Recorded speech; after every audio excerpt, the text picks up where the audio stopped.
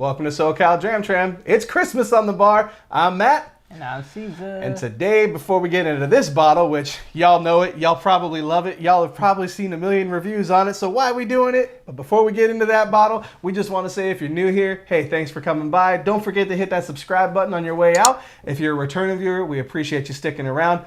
Nonetheless, everybody, don't forget to hit that little bell for notifications. That way you know whenever we drop a brand new video. Cesar, what do we got on the bar today? Today we got something from your bar, my bar, and everyone's bar around. 100%. Today we have Monkey Shoulder Blended Malt Scotch Whisky. Ooh.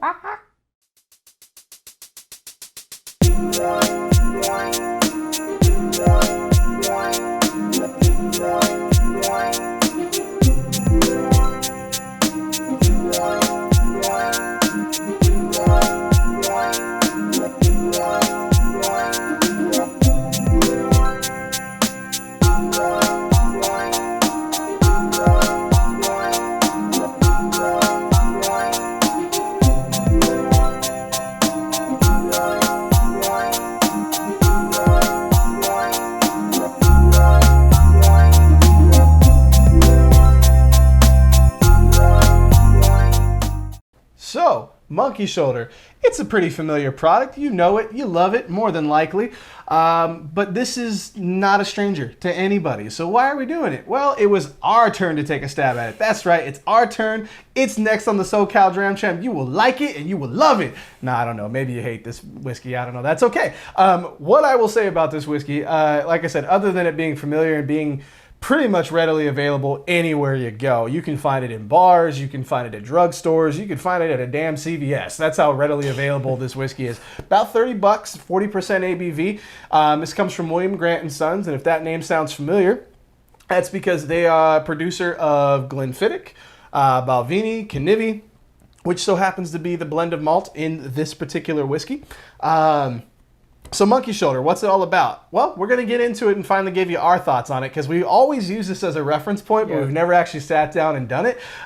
For lack of a better word, you've had a bottle that you've brought over for us to review, never got to it. I've had a bottle, never got to it. So finally when we picked this one up, it was like, all right, you know what? It's time to just get it done.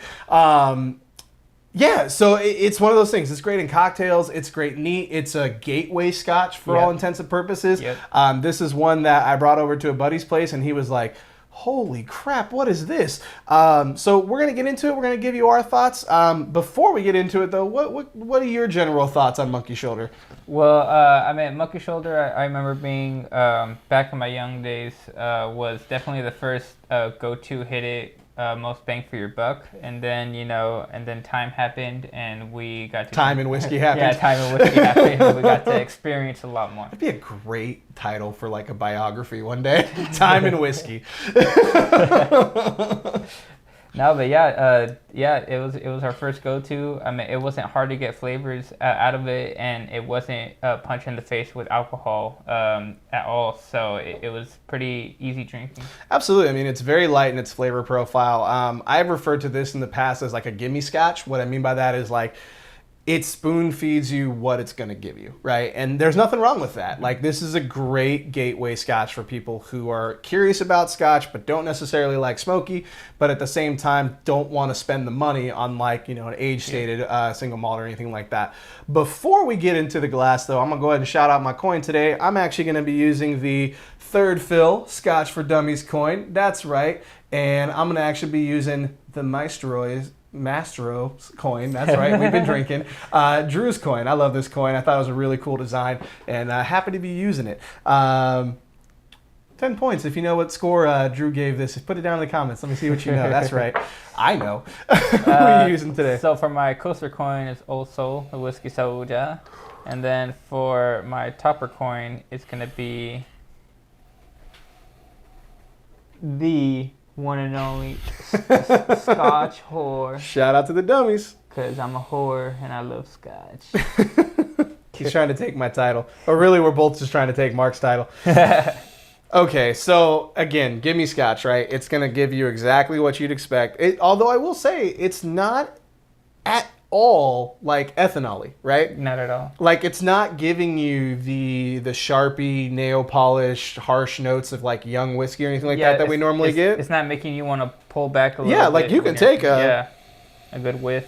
You could take a big pull on that. I mean, we're only just below the shoulder, including this review today. But I mean, when I nose this, I immediately get Glenfiddich. And maybe that's because it's still pretty recent in my memory, right? In terms of the flavor profile. Very Speyside malt, obviously, but more importantly, it's very floral. You get a lot of lemon citrus out of it. Floral is what I'm getting out of it. Yeah. Like, it again, we're not going to be setting the world on fire with this review, folks. This is more of a, like, this is Matt and Cesar needed a day off type of episode. But it's not discounting the whiskey that's in the glass. Like, it's still decent whiskey. Have you sipped it yet? No, I haven't given it a sip. I was just nosing it because, I mean, it is nice to have a whiskey where you could just stick your nose in there and not, like... it's almost like when you walk past somebody who's wearing, like, cologne or perfume and they didn't overdo it. And you're like, oh, man, I could smell this all day. You don't smell half bad, which is really weird. I got to stop saying stuff like that on the internet. Yeah, man, it's definitely Monkey Shoulder. It's good stuff. It's I get a lot of berries out of it. I almost get like a butterscotch finish, like a very hint of it. But for the most part, it's very floral and very berries, like a lot of berries, like raspberry,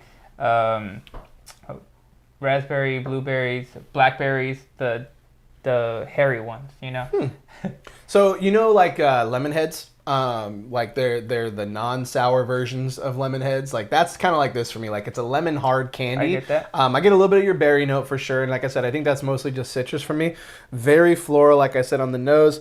Also vanilla cream. Like the vanilla cream coming from what I would assume would be a bourbon cask is very nice with this. Yep. It's very almost like, it's not decadent, but it's not like super cavity-inducing sweet dessert. Yeah. It's more of like a dessert. You have a couple bites, you're like, I'm good. Not because it's overpowering. You're just like, oh, that was enough, right? Yeah. It's actually really solid. Again, there's nothing offensive about it. It's right over home plate. It's a really good glass of whiskey. I think I mentioned it, but if you guys haven't had a chance to check out our other review of the Smoky Monkey, which is right up here, if you haven't had a chance to check that out, you really should. It was a really fun episode. But nonetheless, if you haven't read the description on that video, you really should too. Because that was a fun one. That was Matt was awake entirely too early in the day and came up with a Dr. Seuss rhyme. That's a good one, folks. So that was a really fun episode. But the reason why I bring it up is because we joked about it right in the video. We were just like, yep, that's just Monkey Shoulder with some smoke. Yep. And you know what? It's interesting. Yes, that thing, but also this still stands on its own. Mm-hmm. Like if you put it side by side with Smoky Monkey, I don't know if you get the exact same flavor profile. Again, disregarding the smoke. Like there's a little bit more going on here in my opinion, and I think that's why I really like using it in cocktails. Like penicillins, this does so well in. What else have I used this in? I've used it in like a Scotch highball, which is basically just Scotch and tonic water. But it's really good, and it has enough flavor to not overpower anything. And to be honest, folks, I've been to a lot of restaurants, and I've honestly noticed that the higher quality restaurants actually throw this, like when they have their house cocktails, like their specialties. I've noticed at 2 or 3 different high-end restaurants I've been to that actually use Monkey Shoulder in one of their top-rated house mixing drinks, and I'm like, wow. I mean, it makes sense, right? Because it is a really good Scotch to blend with. But when I see it at like higher end places, it's like, hey, I know what that is. But since I know what that is, I'm not paying that price for it. That's the curse of doing a channel like this, right? You go to a bar and you're like, oh man, $15 for a glass of Monkey Shoulder? No, I'm good. I can literally pay double that and get the bottle. Yep, exactly. Like, I know that there's some people out there that pay $45 for this, but I don't envy you because I think this is perfectly priced at $30. Absolutely. Yep. But to your point with going to a restaurant and seeing it in cocktails, I have too. But then when I see that cocktail, it's like, oh, that'll be $20. I'm like, get out of here. Exactly. Like $10 more, I can buy the bottle, and I probably have one of the mixers that you have sitting on the bar back there. Exactly. But again, this holds its own. Like it's a super right over home plate, smooth drinking whiskey. Now this is where when people be like, oh, smooth, why use that word? This one, it's definitely not out to hurt you because, again, that's kind of where I come from with smooth. What I will say, though, is to back, other people up, there's not a lot of complexity in it. Like, this is a great warm-up to the night, especially, when you've been doing this for a year and you've got a chance to sample a bunch of different whiskeys and you got a whole lot more to go. This one, it's a good warm-up dram. Like, there's nothing offensive about it. So I just put some water in it. Did you? I did. I haven't took a sip yet, but you know what? You're absolutely right. I think a warm-up dram is the best way to put it, or a blending Scotch or a warm-up dram. Like, for me, I would still prefer Glenfiddich 12 over this. That's my personal preference. But this is still not bad by any stretch of the imagination. Like, it's really solid.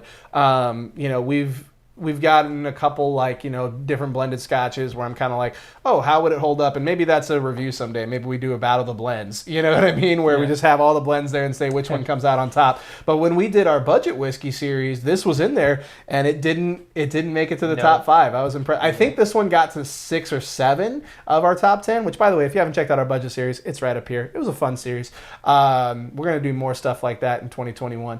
But, like I said, this is still a really good bottle. This is still a really good glass. Would never turn my nose up to it.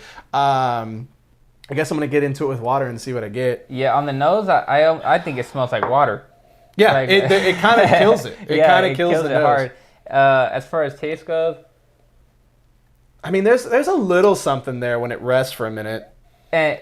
Go ahead. No, go ahead. You're still nosing? No.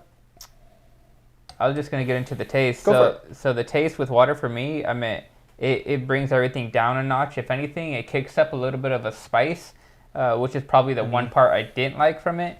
But it's not too much because it's like kicks and then it's just like, all right, you're drinking water again. So it's like that. There's a finish is gone pretty quick. I guess safe to say this is definitely a straight drinker.